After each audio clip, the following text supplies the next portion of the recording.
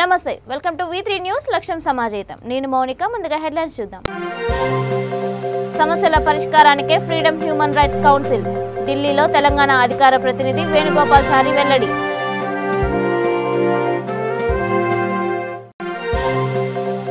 Rowdy షీటర్లు పాత నేరస్తుల కదలికలపై నిఘా ఉంచండి అధికారులను ఆదేశించిన బాపట్ల ఎస్పీ వకుల్ జిందాల్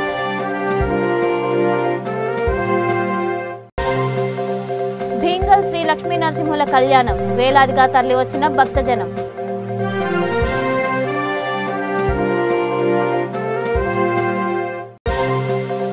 ఏటీఎంలలో డబ్బులు నింపే వాహనంతో సహా డ్రైవర్ పరార్ కిస్మత్పూర్లో వాహనాన్ని పట్టుకున్న పోలీసులు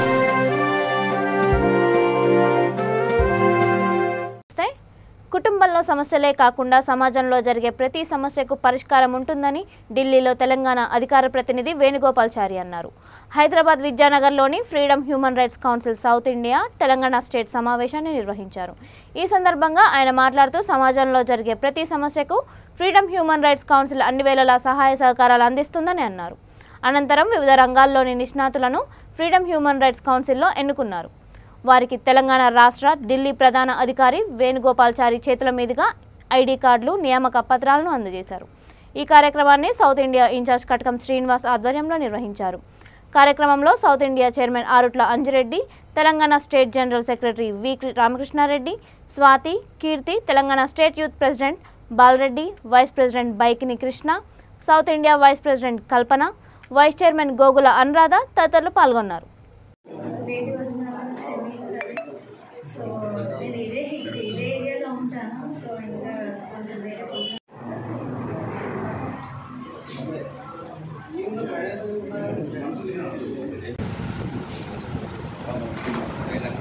ఒక్కొక్కరు సింగిల్ దిగండి అందగారితో ఉండండి. కేపీఆర్కి ఏ కార్యక్రమం చేసినా ముందుండి శ్రీనివాస్ గారు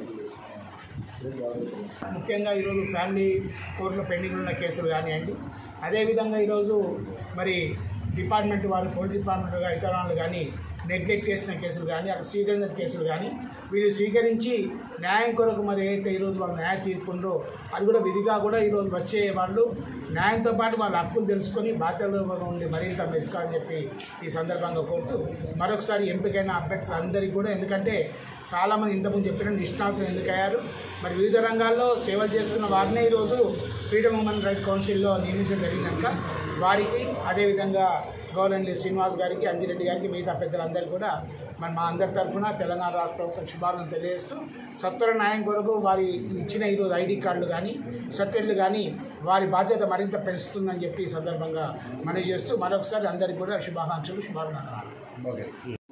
అది రాజన్న సిరిసిల్ల జిల్లా. నేను గత 30 ఏళ్ళ నుంచి ప్రజాసేవలో ఉన్నాను. అంటే ప్రజలకు సేవ చేయడం నాకు ఇష్టం.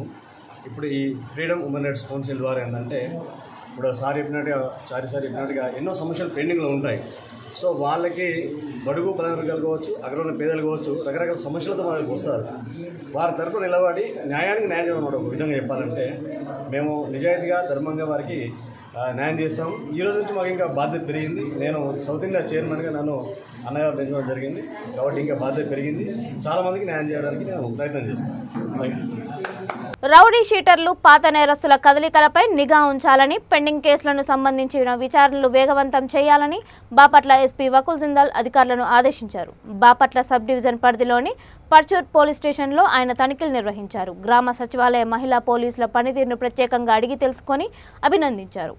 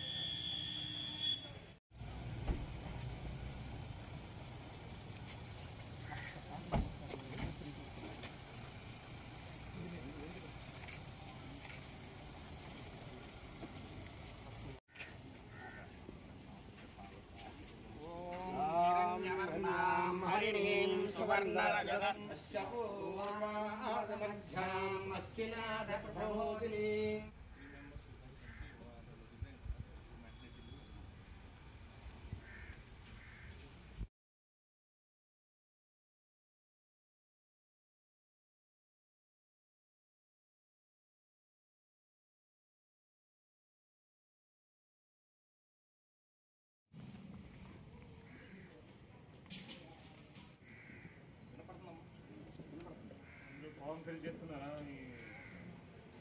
ఏదైతే వెబ్సైట్ పెట్టామో దాంట్లో ఎంతమంది చేస్తున్నారు, ఎంతమంది చేయట్లేదు?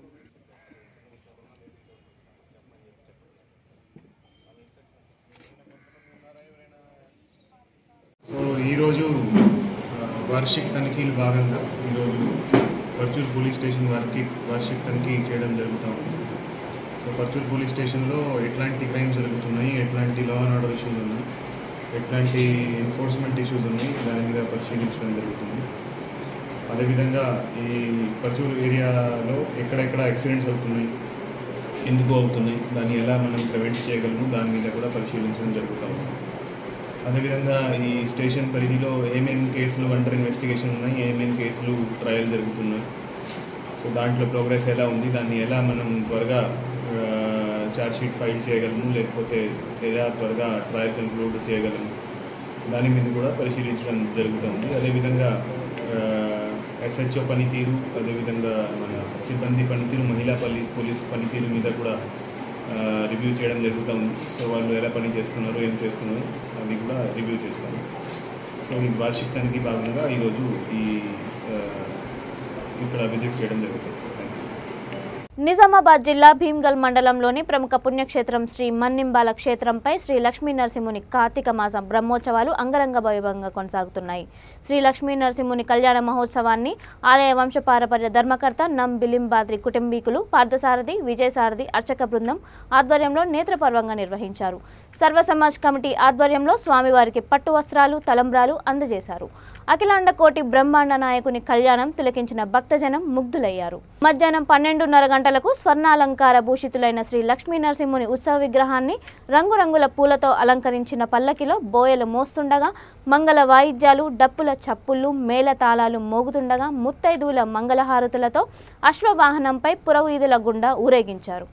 ఆంజనేయ స్వామి ఆలయం వద్ద స్వామివారి విగ్రహం ఉంచి శ్రీ లక్ష్మీదేవిని పల్లకిలో స్వామివారి చెంతకు చేర్చారు. స్వామివారి చుట్టూ ప్రదక్షిణ చేయించి తర్వాత బుక గులాలు చల్లి నూతన కళ్యాణ మండపానికి తీసుకువచ్చారు.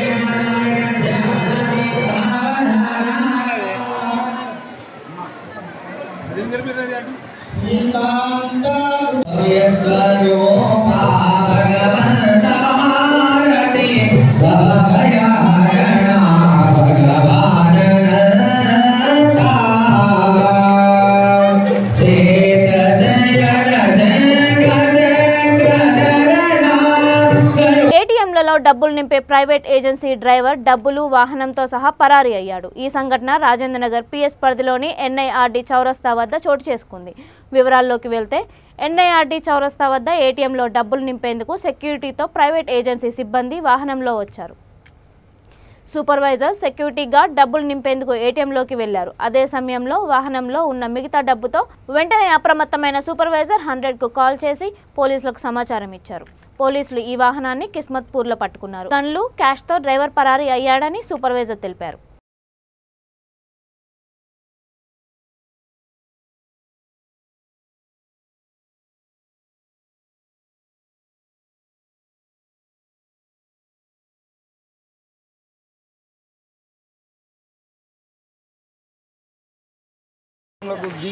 ATM దగ్గర జరిగింది రాజేంద్ర నగర్ ATM చౌరస్తా మీద ఇటు వెనక బండి తీసుకురా అంటున్నాగానే బండి అదే బాగా అనిచింది. ఎవరు అతను?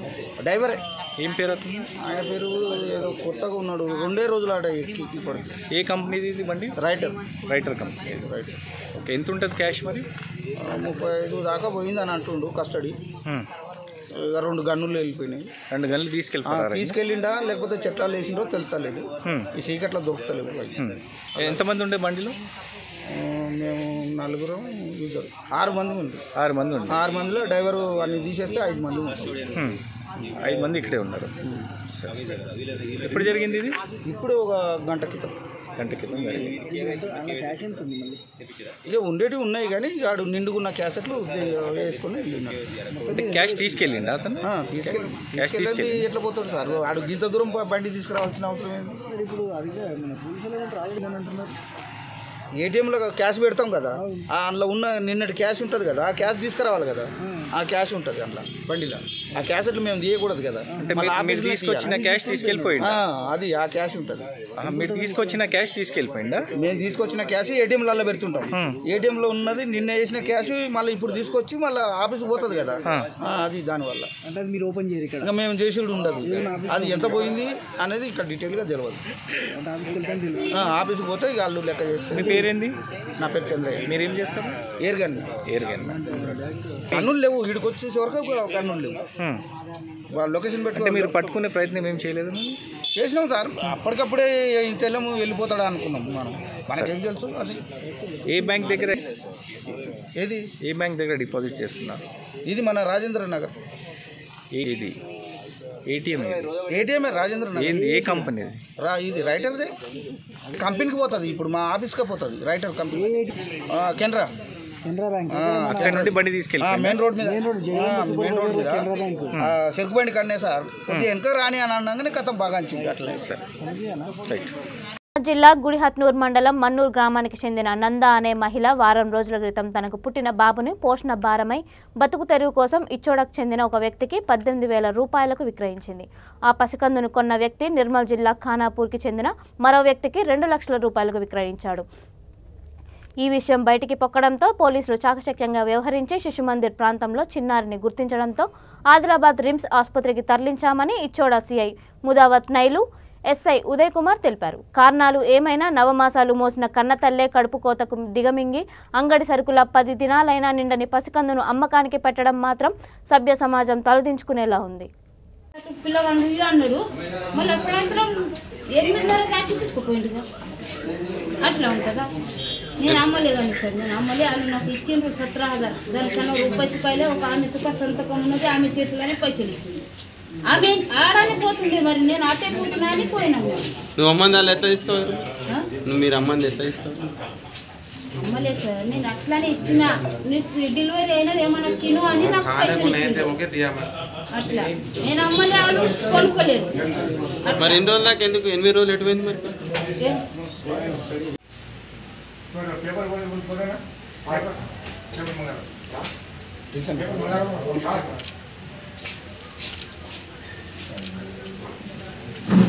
మాజీ సైనికులు యుద్ధంలో భర్తలను కోల్పోయిన వితంతువులను కలుస్తూ యువతకు అగ్నిపథ్ గురించి అవగాహన కల్పిస్తూ దక్షిణ భారతదేశంలో మోటార్ సైకిల్ సాహసయాత్ర జరుపుతున్న హైదరాబాద్ ఆర్టిలరీ సెంటర్కు చెందిన మిలిటరీ దళాలను బాపట్ల నియోజకవర్గ మాజీ సైనికుల సంక్షేమ సంఘం అధ్యక్షుడు తాండ్రా సాంబశివరావు అభినందించారు. బాపట్లలో కోనా పెట్రోల్ బంక్ వద్ద ఎంపీటీసీ సభ్యుడైన సాంబశివరావు సాహస యాత్రికులకు పుష్పగుచ్చాలు అందించి సత్కరించారు. ఈ కార్యక్రమంలో హిందుస్థాన్ పెట్రోలియం కంపెనీ సేల్స్ అధికారి దీపక్, బొమ్మిశెట్టి బాబు, షేక్ రఫీ, పెట్రోల్ బంక్ సిబ్బంది, బాపట్ల నియోజకవర్గ మాజీ సైనిక సంక్షేమ సంఘం సభ్యుడు సుంకర శేషగిరిరావు తదితరులు పాల్గొన్నారు.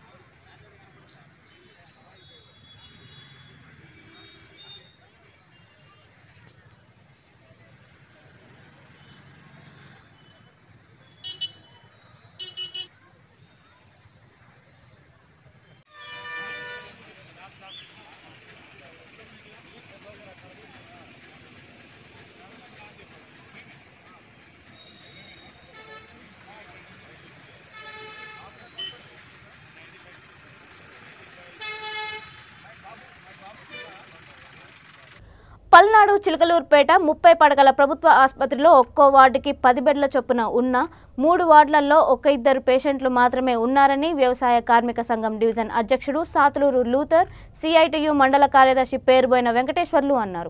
వైద్యం చేయించుకునేవారు పెరగాలని, ఓపీలు కూడా పెరగాలని అన్నారు. జ్వరాలు తదితర సంబంధిత రోగాలతో పాటు ప్రమాదాలు జరిగినప్పుడు ప్రాథమిక శస్త్రచికిత్స, పాము కాటు, కుక్క కాటుకు కూడా మందులు అందుబాటులో ఉన్నాయని అన్నారు. ఉచితంగా మేలైన వైద్యం ఈ ఆసుపత్రిలో ఉందన్నారు. ఈ సందర్భంగా గర్భకోశ శాస్త్ర చికిత్స వైద్యురాలు శ్రీవిద్య, ప్రముఖ దంత వైద్యులు ప్రముఖ doctor Bhagyalakshmi, hospital incharge doctor Moses ఆసుపత్రిలో అందిస్తున్న ఉచిత సేవలను వినియోగించుకోవాలని కోరారు.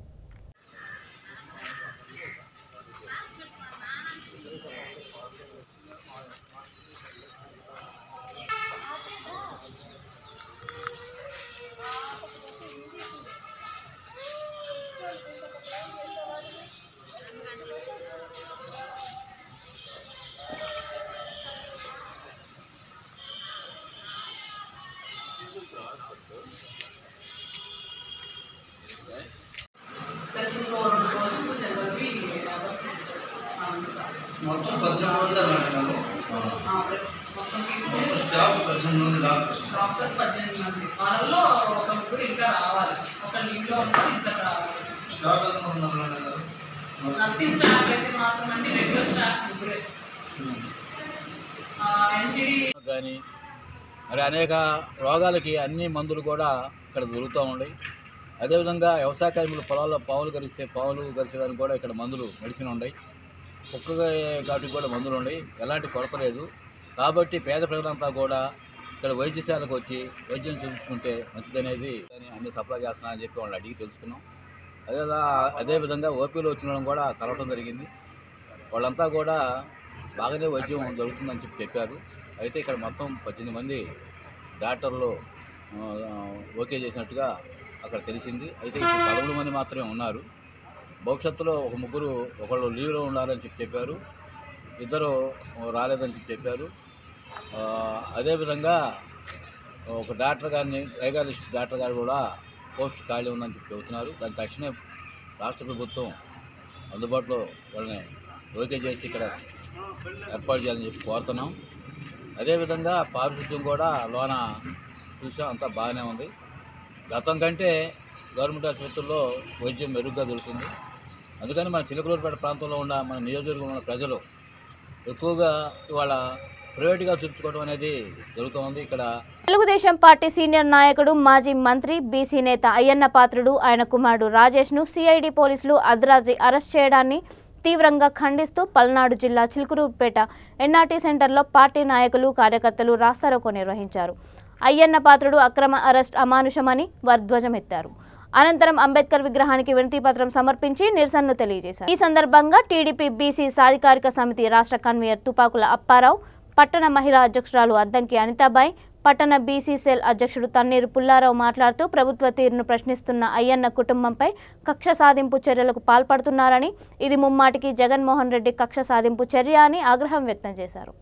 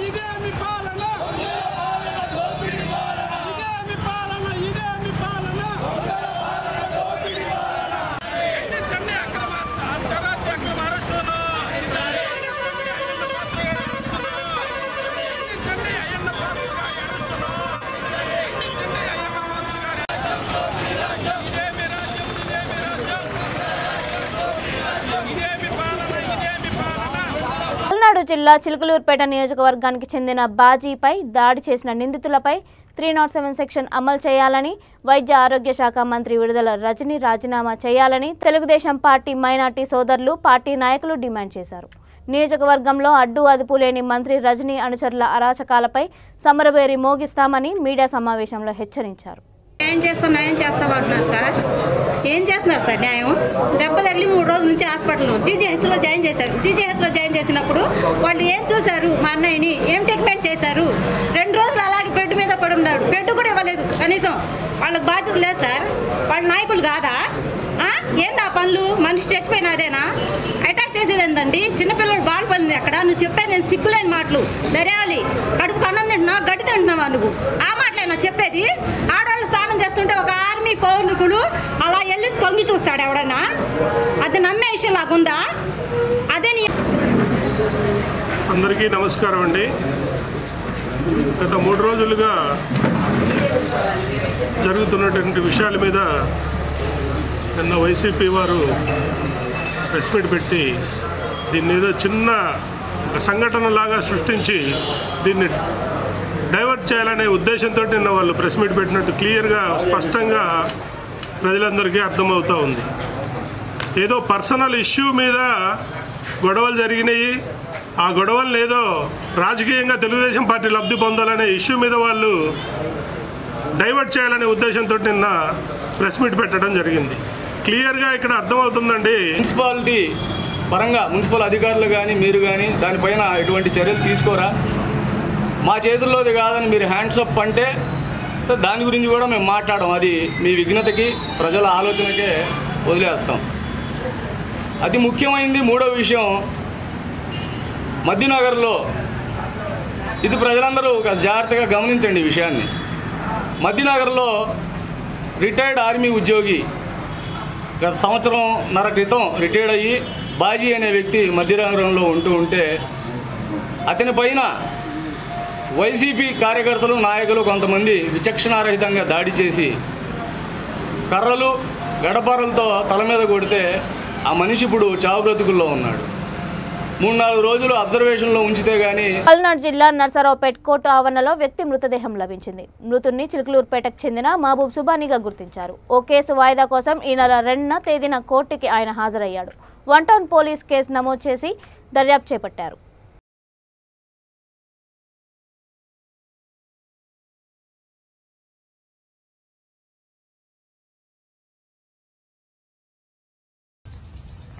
షేక్ మహబూబ్ సుబానీ అనే అతను 2వ తేదీ కోర్టుకి ఓఎస్ నెంబర్ 262 కింద వాళ్ళది ఏదో వాళ్ళ కుటుంబ ఆస్తుల సంఘం నుంచి వాయిదా ఉండటం వల్ల ఆ రోజు వచ్చేసి మళ్ళీ ఈ రోజు వరకు కనిపించలేదు. అదేవిధంగా వాళ్ళ పెద్ద కొడుకు అయినటువంటి నేను నుంచి ట్రై చేస్తున్నాను అంటున్నాడు. ఫోన్ చేస్తుంటే ఎక్కడ కూడా ఫోన్ స్విచ్ ఆఫ్ రావడం వల్ల ఒకవేళ అసలుకి ఏందని చెప్పేసి ఎత్తుకుంటా ఈరోజు మార్నింగ్ రావడం జరిగింది. వస్తే ఆ కోర్టు ప్రాంగణంలోనే అతని యొక్క టీవీఎస్ వెహికల్ మరియు అతని చుట్టుపక్కల ఎదుగుదలకి మరుగుదొడ్ల పక్కనటువంటి బ్యాక్ సైడ్ మహబూబ్ సుబానీ పడిపోయి ఉన్నాడు. బహుశా అతను యూరినల్కి వెళ్ళేసి ఏదైనా స్ట్రోక్లు అనేది వచ్చేసి పడిపోయి ఉన్నాడు అనుకుంటున్నాము. దర్యాప్తు నిమిత్తం ప్రభుత్వ ఆసుపత్రికి షిఫ్ట్ చేయడం జరుగుతుంది. బులెటిన్ ముగించే ముందు హెడ్లైన్స్ మరొకసారి. సమస్యల పరిష్కారానికే ఫ్రీడమ్ హ్యూమన్ రైట్స్ కౌన్సిల్. ఢిల్లీలో తెలంగాణ అధికార ప్రతినిధి వేణుగోపాల్చారి వెల్లడి.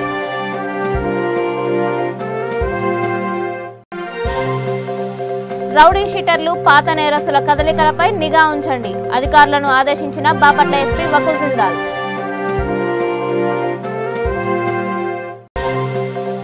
భీంగల్ శ్రీ లక్ష్మీ నరసింహుల కళ్యాణం. వేలాదిగా తరలి వచ్చిన భక్తజనం.